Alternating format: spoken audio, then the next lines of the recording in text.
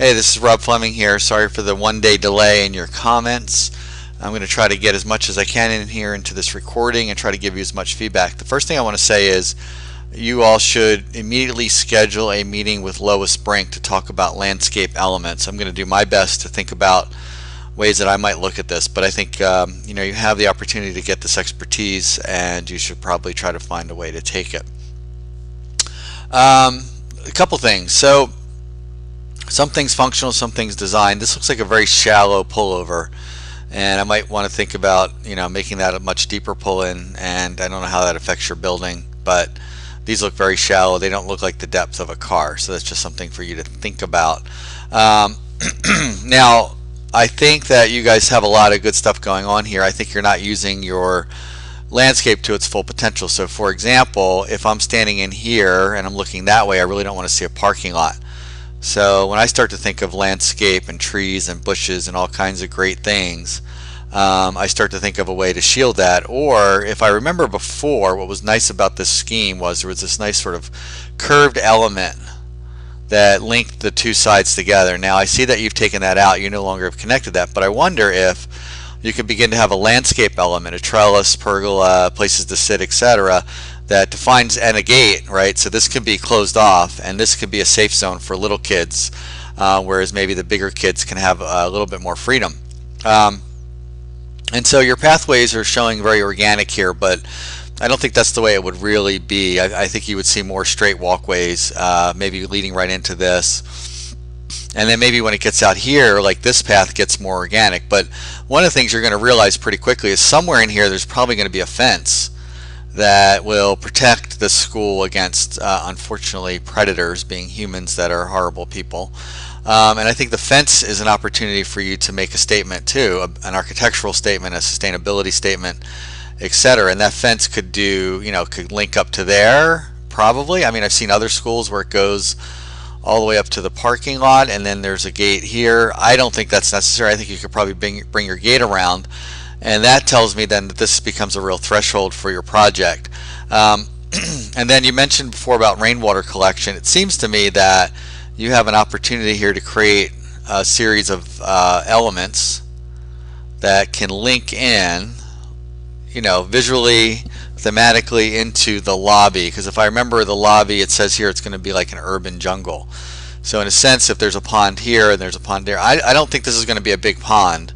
My bet is it might be a little pond with lots of wetland stuff and marshes and different kinds of ecosystems where kids could go in and hunt for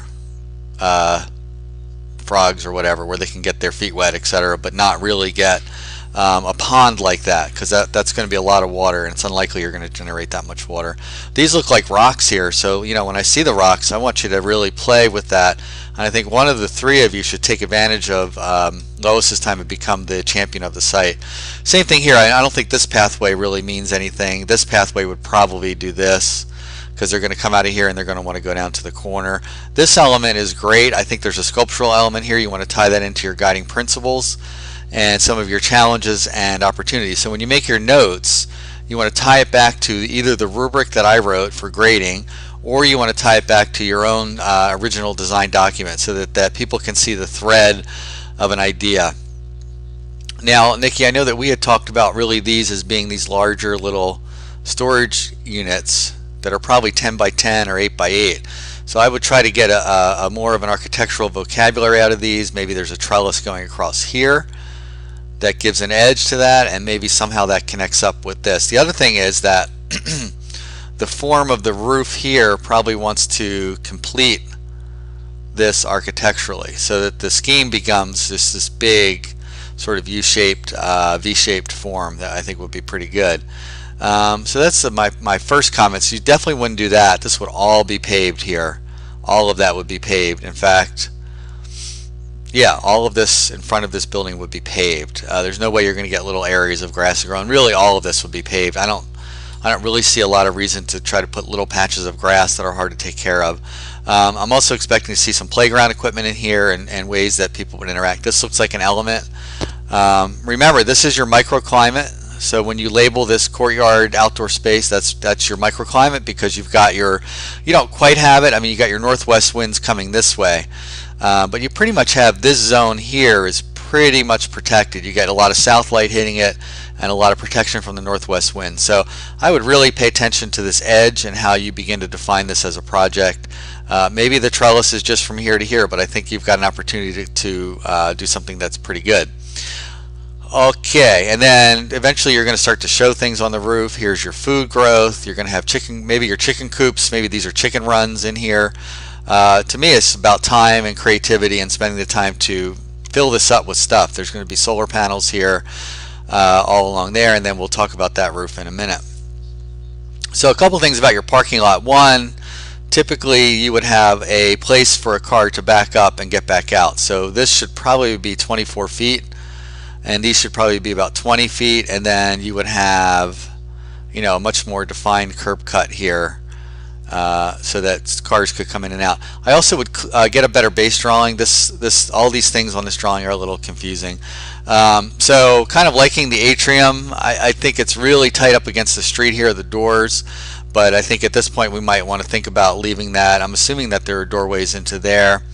For me, the staircase is, I think, a better resolution of what you had. It seems like it wants to open up and become more of a stair that people sit on, so that when people, you know, with lots of places to sit, so that it's more of an element in the space and it's not so utilitarian. This guy right here is good. It seems a little tight. I wish there was more opening, but I see that you're stuck there. Sometimes people will change the angle.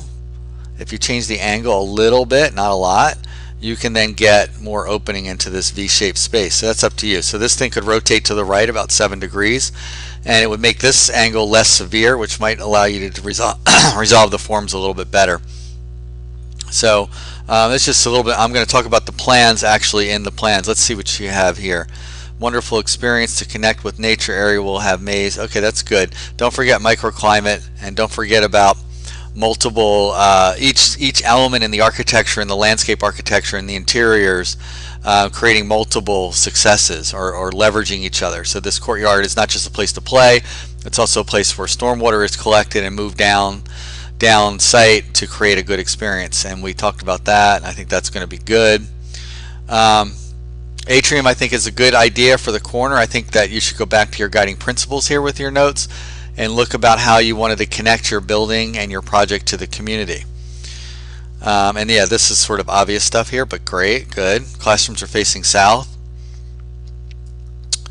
So the thing I noticed on the basement, I'm going to notice it on maybe the upper floors, is typically you would have to have another way out from the basement in case of fire. So usually that's one of those little staircases that does this, and you come in the doors here. However, because of security in schools, this has to be given a little bit more thought in terms of how people would get out of the basement without creating a well where kids can be unfortunately dealt with there. So that's sort of what's going on there.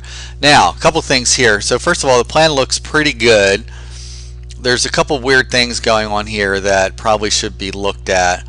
I'm sort of bought into this curve. I don't quite understand that curve, but you know, then why wouldn't this curve kind of, you know, if it's going to be curved, why not bring it around and really make it a curved space? So I'm wondering about the urban jungle. I like the idea of it. I don't know if this is a big round living wall or what is that? Is that benches? But it does seem like there's a nice opportunity. Maybe this is glass, I think. So there's probably an opportunity there. Now, interestingly enough, what I would propose you do is you have an open stair here. You have a fire stair here. You really could take this fire stair and you could bring it over here. I think the reason it's here is this is how people are going to get to the roof garden. So let me look at the second floor, and we'll talk about that some more as we get down to that point. But I think your reception desk is looking pretty good. And again, if you were to change this angle a little bit, you might be able to get a little bit more of an opening here and create a little bit more of a sense.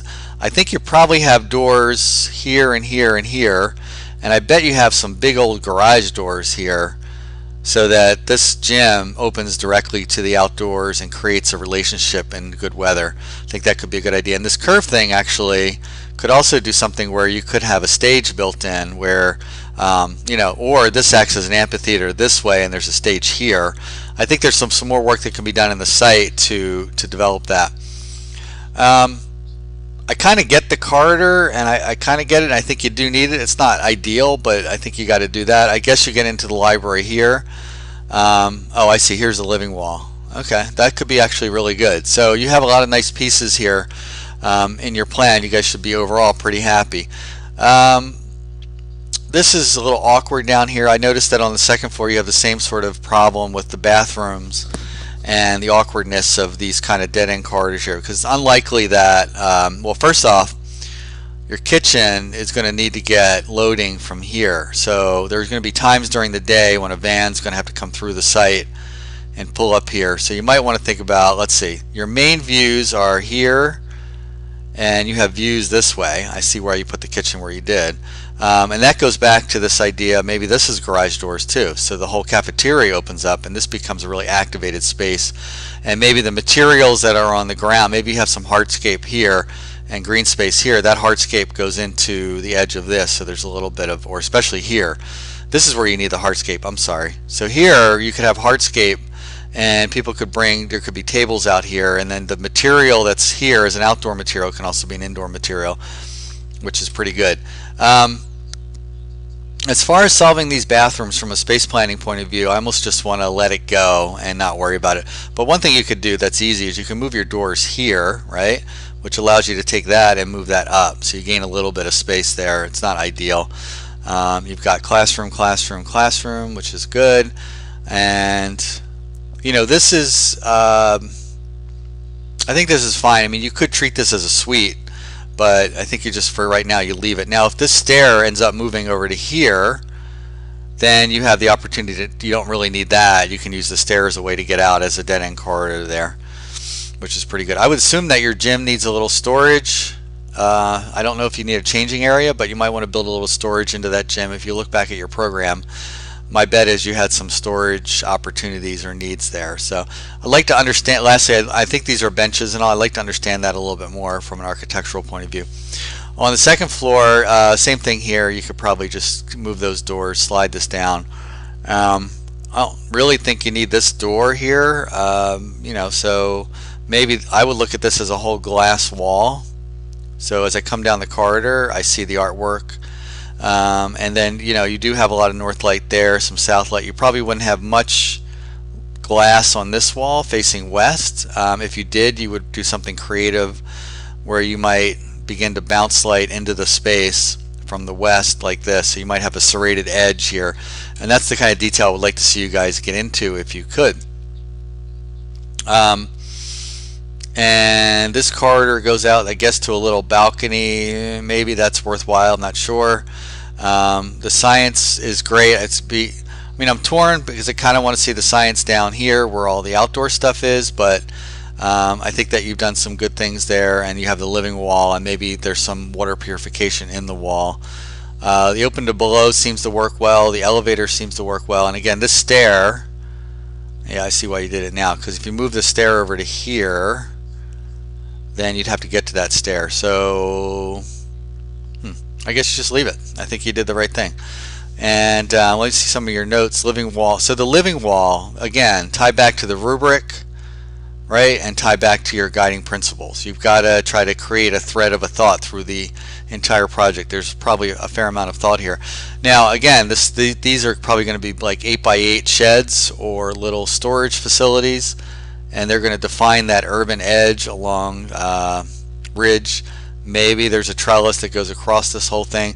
And we talked on the phone the other day, this is going to have to be a little bit of a bigger room.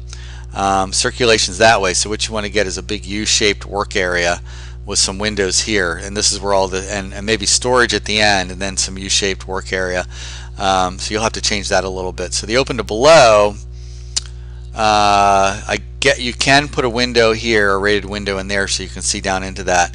The question would be is, do you need to have this go up 3 floors? And we'll come back to that in a minute. This makes sense here.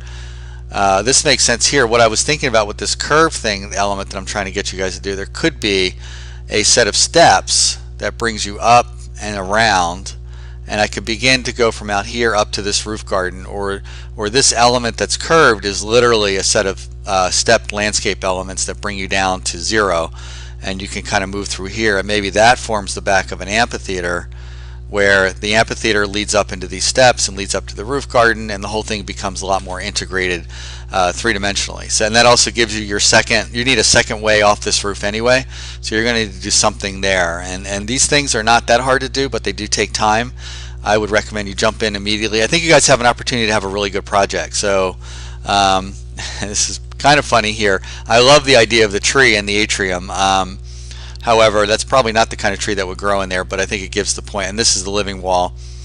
The question would be, is there a need for a roof monitor up here so that light could do this kind of thing, right? And you could get some more natural light into here. Right now you're relying on east light and north light, I believe, to get light into this space. But I think the scale of it is, it's really 3 stories, so that's going to add more. And the question would be, do you need to have that much height? I don't know. I'm going to look at it again. I'm going to look at it again when we get to those 3D views, but I think it could work. And that's what I was saying here with the gym. These could be giant garage doors that open and close, so this whole gym side can open on that side. And then on the interior elevation, I would expect to see some storage on this side of the room. And your ceiling height is really high, which I think made sense. We talked about that, which means you will get a nice you would see a basketball court about right here, right? So you can think about that. And then the roof garden, if you do have these little sheds that are going to define that edge, you're going to start to see like a growy. You might have a green edge on here that kind of washes down the north side of the wall. And we just lost power in my house. Very interesting. I'm going to keep going as if nothing happened because I'm almost done, but that's a little bit concerning. So the last part is how to resolve these 4 forms that you have, and right now they're not resolved in the way that you would probably like to see that. Now, as I said before, I think adding these little sheds along here, and they would end up at the same height as that. You see how that would come around? And then remember, you also have your parking. You have your parking form that comes around this way. So I wonder if you can begin to create, and then you'd have another form that's kind of coming across here. Clearly that's the classroom wing, I get that. This is that space there. So you have that problem, and I think you have this problem. I have to come back to these forms a little bit. I was thinking about having a roof monitor here, but I do see you have a lot of glass facing here. It's kind of hard to tell exactly what's going on. But it does seem like, oh, well, why wouldn't you just take these elements here and bring them around here so that this line is maintained as an urban form? Oh, now my power's back on again. And maybe the whole thing gets a little bit more unified architecturally. I think you can have obviously different masses with different form heights, but you do want to find a way to make that work a little bit better, I do think. So I didn't really help you much. I'm going to go back and think about it some more. So the cisterns are great. We want to get those, locate those in the plan. They should be near the bathrooms, right? So if you're going to store water for flushing, you want to get those near the bathrooms. We're not sure about that one, a little bit worried about that. Not sure what this is. Basket. This is I think that's a rainwater collection system. I'm not quite sure. The geothermal or geo exchange you're going to be using seems like a good move, and that makes me want to go back and look for your mechanical room, which is in the basement. So the only problem you have from a mechanical point of view, and I really would recommend that you get with Shannon, is you're going to have to dash in the foundations of this into this drawing, and there's going to be a place where you're going to cut across and deliver function from here, which is all of your mechanical, which makes a good deal of sense, by the way.